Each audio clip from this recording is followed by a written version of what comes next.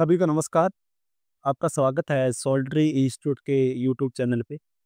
मैं आज एक इम्पोर्टेंट लेक्चर लेके आया हूँ जिसमें हम पढ़ेंगे मृदा कोलाइड के बारे में। जो बच्चे अभी 12th आरबीएससी बोर्ड में हैं, ये लेक्चर उनके लिए भी वो इम्पोर्टेंट है। इसके साथ साथ जो भी एग्रीकल्चर की कंपटीशन की प्रिपरेशन करते हैं और उसमें मृदा कोलाइड उनके सिलेबस में टॉपिक है, तो ये एक ओवरऑल बेसिक चैप्टर रहने वाला है। आपके फंडामेंटल यहाँ से डेवलप होंगे। हाँ जी, हमारे टॉपिक का नाम है सर मृदा कोलाइड। हाँ जी,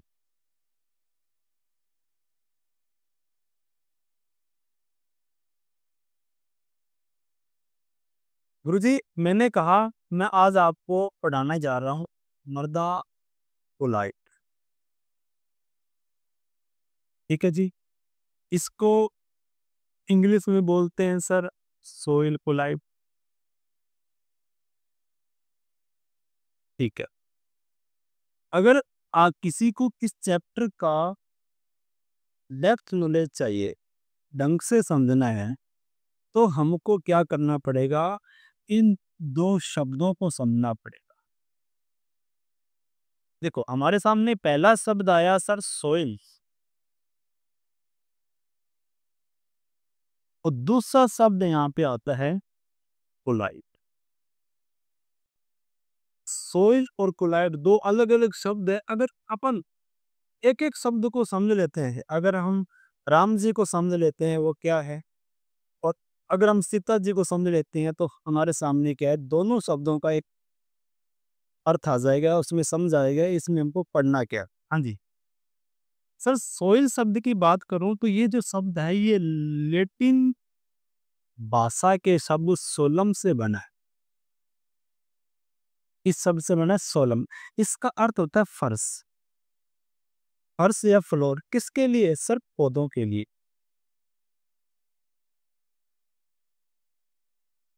किसके लिए? पौधों के लिए। क्या हुआ सर कि मान लीजिए ये कोई चट्टान है, हजारों सालों में क्या हुआ, इस चट्टान के ऊपर अपक्षय हुआ, फिर मृदा निर्माण हुआ, और ये चट्टान है, ये कणों के रूप में व्यवस्थित होगी, एक परत का रूप ले लिया, जिसको अपन कहते हैं ये मृदा है। क्या है? इसी को अपन मृदा कहते हैं। ठीक है जी, मृदा में मोटा मोटा आपको बता दूं, तीन टाइप की आपको मृदा मिलेगी यहाँ पे, जो कणों का आकार है। पहला सर बालू, इसको कहते हैं सैंडी सॉइल। ठीक है जी, दूसरी है सिल्ट। ठीक है, और तीसरी है क्ले या चिकनी। सर जो बालू के कण का आकार बड़ा होगा, इसका मध्यम होएगा, इसका बहुत छोटा होएगा। ठीक है जी, अगर मैं आपको कण का आकार बताऊं, इसका होएगा सर 0.02 से लेके 2 mm के मध्य। और सिंट का जो कण आकार होता है वो होता है सर 0.002 mm से लेके 0.02 mm। ठीक है, मिलीमीटर। और क्ले का जो कण आकार होता है सर, वो होता है 0.002 mm से कम होता है। ठीक है जी, तो सर ये क्या है, मृदा है। अब ये इसमें हम फसलों को उगाते हैं। ठीक है, कि कणों से मिली हुई एक परत, ढीली परत, जिसमें रंध्रावकाश होता है, और ये पौधों को सहारा, जल या पोषण देती है, उसको मृदा कहते हैं। ठीक है, दूसरा शब्द हमारे सामने आता है यहाँ पे, वो कुलाय। कौन सा आता है? कुलाय। सर आपसे अगर पूछे, अगर कोई पूछ ले, अगर कोई पूछ ले कि बताओ कि कोलाइड किस भाषा के शब्द से बना है, कि ये जो शब्द है कहाँ से आया है, किस भाषा से आया है, तो मेरे दोस्त आप पता क्या कहना, आप कहना ये आया है ग्रीक भाषा। कौन सी भाषा? ग्रीक। ठीक है, आप किसी कंपटीशन में बैठे हो या किसी भी एग्जाम में बैठे हो, एक क्वेश्चन पूछ ले कि सर जी जो कोलाइड शब्द का फॉर्मेशन किस भाषा से है, बहुत से ऑप्शन होंगे, उसमें से मेरे दोस्त आपको टिक करना है ग्रीक के ऊपर। सर अब आगे है, ग्रीक भाषा के कौन से दो शब्दों से मिलने से कोलाइड शब्द का निर्माण हुआ? तो याद रखिएगा, पहला शब्द है यहाँ पे पोला। कौन सा? पोला। दूसरा है कोल्ड्स। सर जी, क्या हुआ कि पोला और ओल्ड्स के मिलने से पोलाइड शब्द का निर्माण हुआ है। मैं इसको यूं और कह दूं, इन दोनों ने छुपके छुपके शादी कर ली और एक शब्द का निर्माण हो गया पोलाइड। अब सर आपसे ये पूछेंगे कि बता दो कि पोला का शाब्दिक अर्थ क्या है। ट्रांसलेशन पूछेंगे। सर, पोला का अर्थ होता है गोंद के समान। सॉरी, पोला का अर्थ होता है गोंद और ओल्ड्स का अर्थ होता है के समान। के समान। अब कोलाइड का शाब्दिक अर्थ पूछे तो मेरे दोस्त आप कह देना गोंद के समान।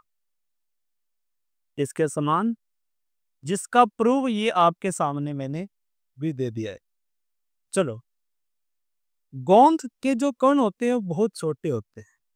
मतलब यूं हुआ कि जिस भी प्रकृति में कोई भी कण है, ठीक है, प्रकृति में कोई भी कण है जिसके कण का आकार छोटा होएगा उसको कोलाइड कहते हैं। ठीक है, तो क्या हुआ सर, ये जनरली क्या होते हैं, छोटे मिनी होते हैं।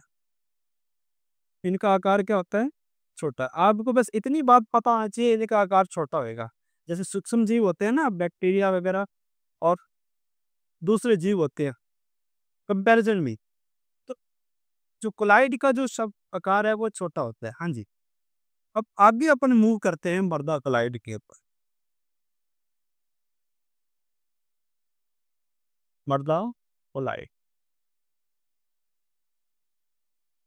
सर, मर्दा में जो मैंने आपको अभी बताया है, मर्दा में पाए जाने वाले जो छोटे कण होते हैं,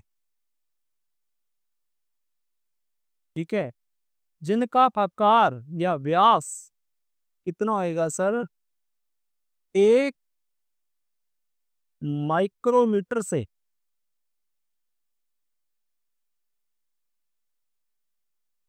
100 माइक्रोमीटर के मध्य होता है।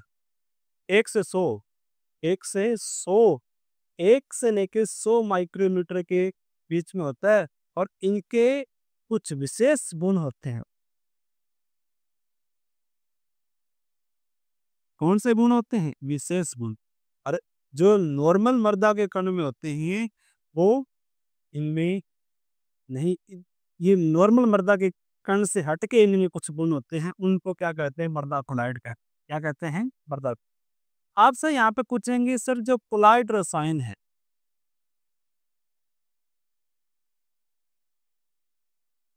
कोलाइड रसायन के जनक कौन है, जनक?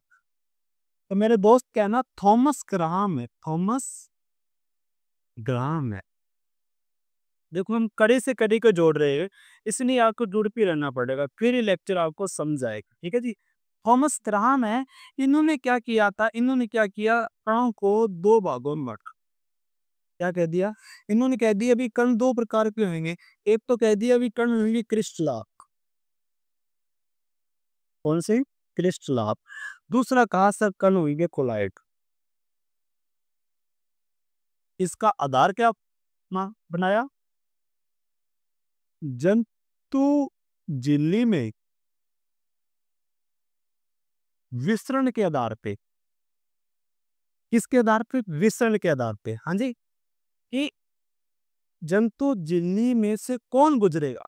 अगर मैं कह दूं कि भाई बंदूक की गोली किसको कहेंगे, जो इसमें से गुजरेगी या नहीं गुजरेगी। अगर मैं यहाँ से शूट करता हूँ मेरे हाथ में से, अगर वो शूट क्रॉस होगी फिर तो बंदूक की गोली है, नहीं तो नहीं है। बात यूं ही है। इसी आधार पर इन्होंने क्या किया, अणु को बांटा। जो कृष्णलाभ है सर, इनकी बात क्या है, ये जंतु दिल्ली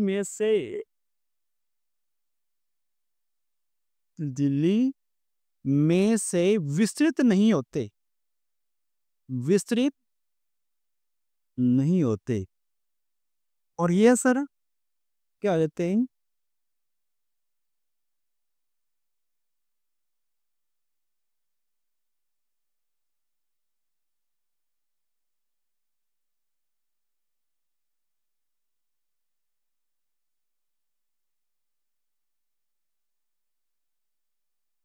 हाँ जी, क्रिस्टलॉग की अगर बात करूं तो ये जंतु झिल्ली से विसरित हो जाते हैं।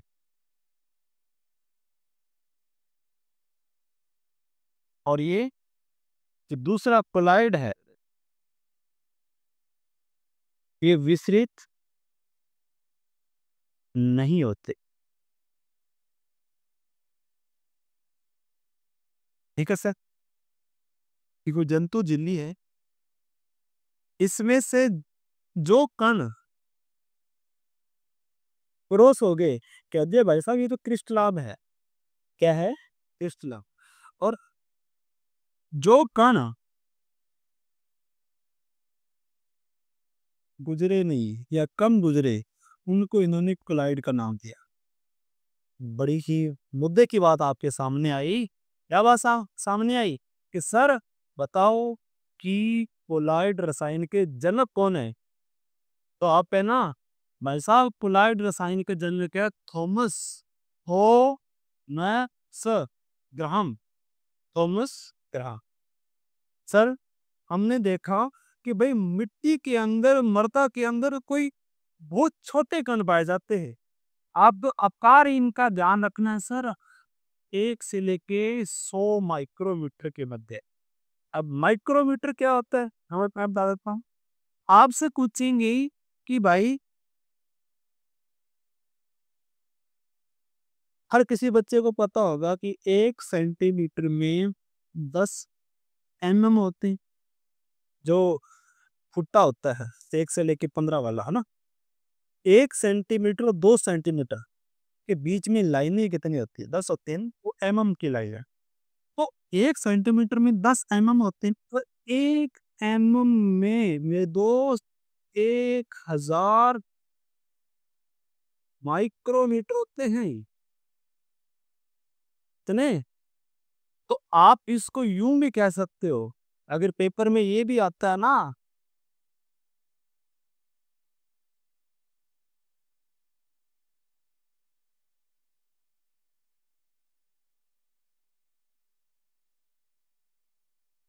तो भी आपको 0.001 mm से 0.1 mm।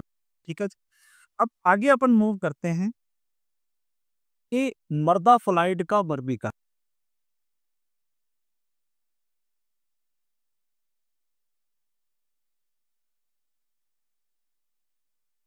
ठीक है, मैं जो अब पॉइंट करवाने आपको जा रहा हूँ, जिस टॉपिक के ऊपर मूव होने जा रहे हैं, ये टॉपिक समझ आने के बाद भाई साहब 30% चैप्टर आपका क्लास वहाँ पे खत्म हो गया। ठीक है, मुद्दे की बात अपनी यही है, काम की बात, जिसके ऊपर आपको फोकस करना है। ठीक है जी, जो मैं बात बताऊंगा कि भाई साहब जो कोलाइड का क्लासिफिकेशन कैसे किया गया है, कौन कौन से कोलाइड जो मिट्टी में पाए जाता है, वो आपको समझना है। तो यहाँ पे आपको समझना से यहाँ पे दो प्रकार के कोलाइड कण पाए जाते हैं। पहला मेरे दोस्त का आले नहीं कार्बनिक, कार्बनिक कोलाइड। कौन से कोलाइड? कार्बन। दूसरा सर खनिज कोलाइड।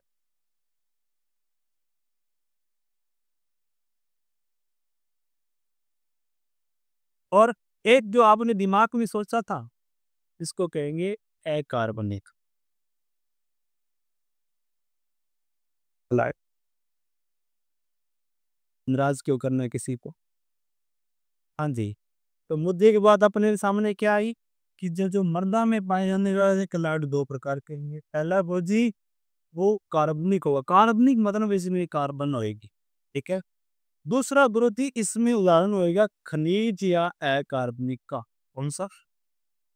ठीक है। अब बड़ा प्यारा से सवाल आपसे पूछ सकते हैं, क्या बता दो कि निम्न में से कार्बनिक खनिज क्लाइड का उदाहरण क्या है? बड़ी गलती होगी।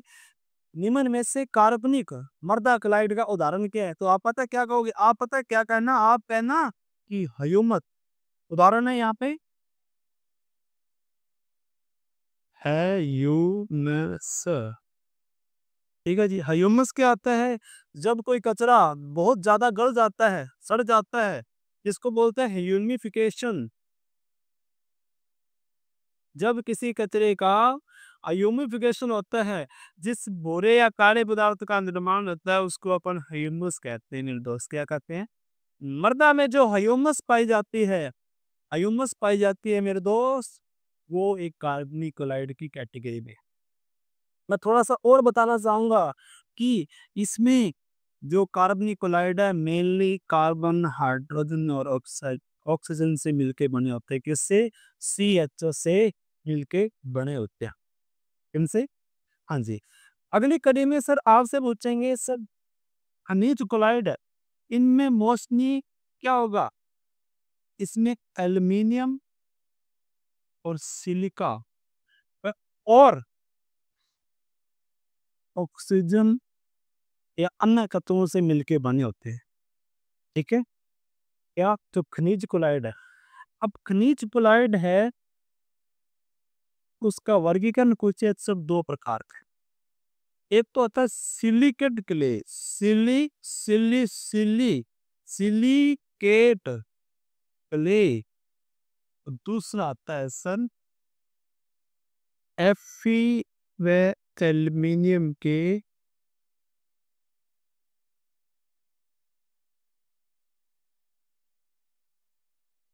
सर, मैंने जो कहा जो खनिज क्लोराइड है या अकार्बनिक क्लोराइड है, वो क्या होंगे? वो होंगे दो प्रकार के। पहला तो होता है गुरुजी सिलिकेट क्ले। कौन सा? Silicate clay. दूसरा होता है एफी व एल्यूमिनियम के ऑक्साइड्स। सर जो सिलिकेट क्ले है, ठीक है, इसके दो प्रकार होते हैं। इसके यहाँ दो उदाहरण होते हैं सर। पहला होता है सर जिसमें 1:1 प्रकार के सिलिकेट क्ले आते हैं। कौन से? 1:1 सर। 1:1 का मतलब यहाँ की एक परत तो होएगी, वो सिलिका की होएगी, और दूसरी परत इसमें एक और परत होएगी, वो सर एल्युमिनियम की होएगी। ठीक है? इस प्रकार के क्लोराइड को जो मिट्टी में पाए जाते हैं मेरे दोस्त, उसको कहते हैं 1:1 प्रकार के क्ले सिलिकेट क्लोराइड। हाँ जी। आपसे अगर पूछे, कहीं पूछे, अगर कोई पूछ ले, चाहे पेपर पूछ ले, कहीं पूछ ले, आप बता देना कि भाई इसका उदाहरण क्या है। इसका उदाहरण है के के फोर लीनाइट। कौन सा? क्योलिनाइट।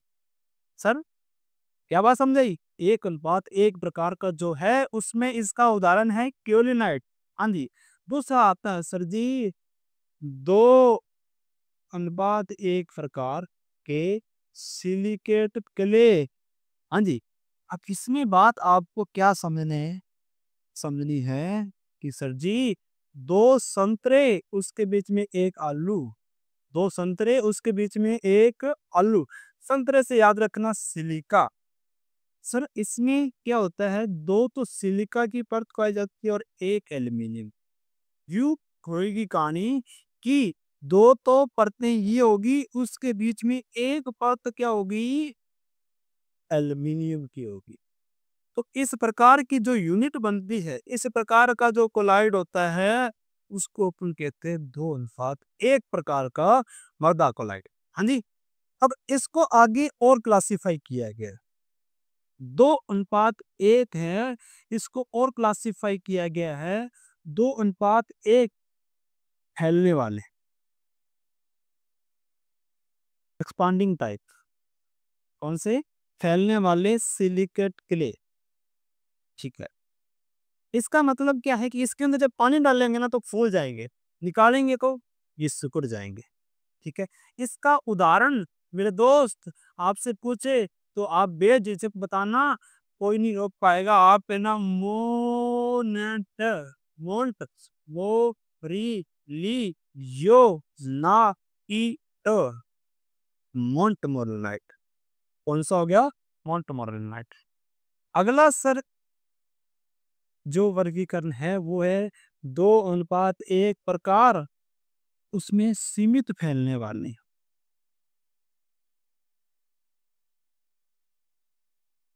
भाई जी ये ज्यादा नहीं फैलते, कम फैलते। हाँ जी, इसका उदाहरण है वर्मीकुलाइट। कौन सा कुलाइट? वर्मीकुलाइट। हाँ जी, इसका अगला जो क्लासिफिकेशन है, 2:1 प्रकार नहीं फैलने वाली, नॉन एक्सपांडिंग टाइप बोलते हैं, नहीं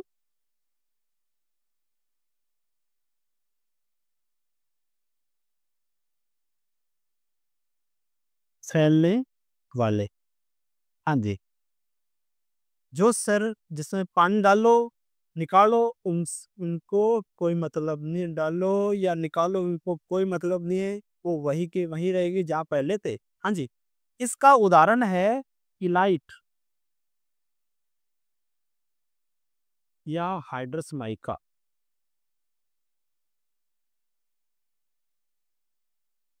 ठीक है,